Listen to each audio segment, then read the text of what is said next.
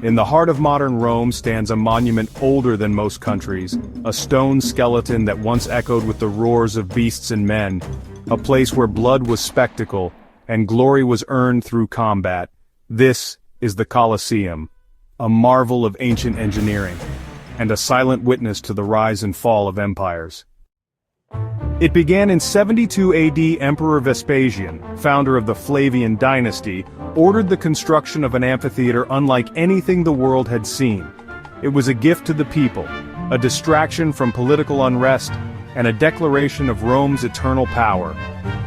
Built over the ruins of Nero's Golden House, the Colosseum was designed to erase the past and build Rome's future, one stone at a time.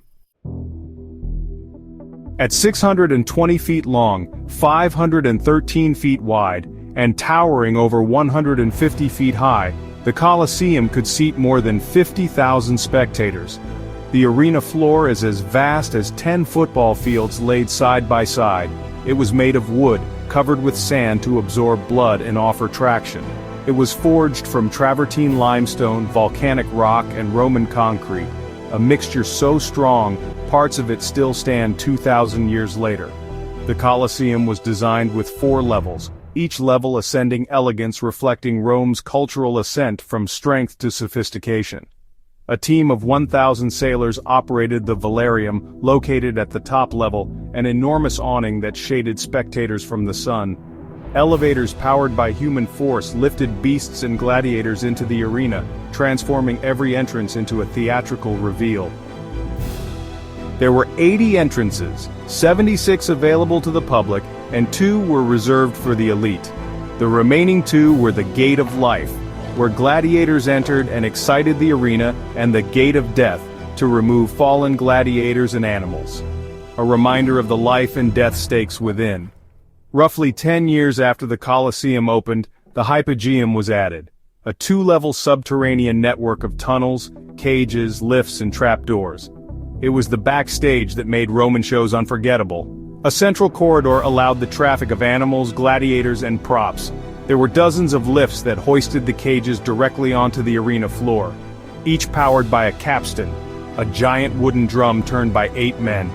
Ropes and pulleys raised the cages, while hinges and ramps allowed dramatic entrances of the wild animals from below. Before the underground Hypogeum was built, the arena held mock naval battles called the naumachia. The arena floor was removed, and the space below flooded to simulate a miniature sea. Water from nearby aqueducts was channeled into the arena through carved channels. The process took hours but transformed the Colosseum into a battlefield of the ships and sailors. Condemned prisoners and slaves manned the vessels, reenacting famous sea battles. They fought until one side was destroyed. After the battle, water was drained through channels connected to the sewer system, setting the arena for the next event.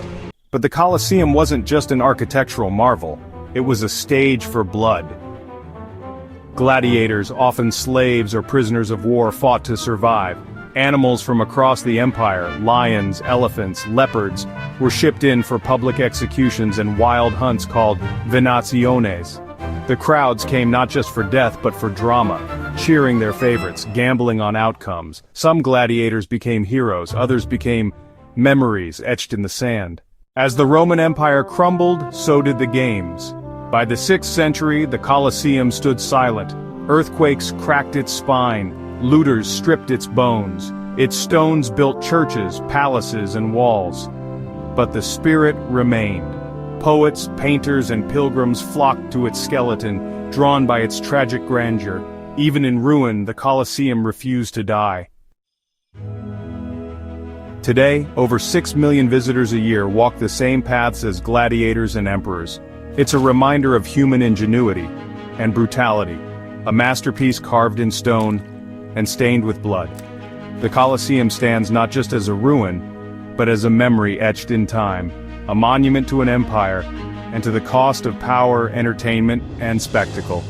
Thank you for watching, and subscribe for more forgotten history and untold legends.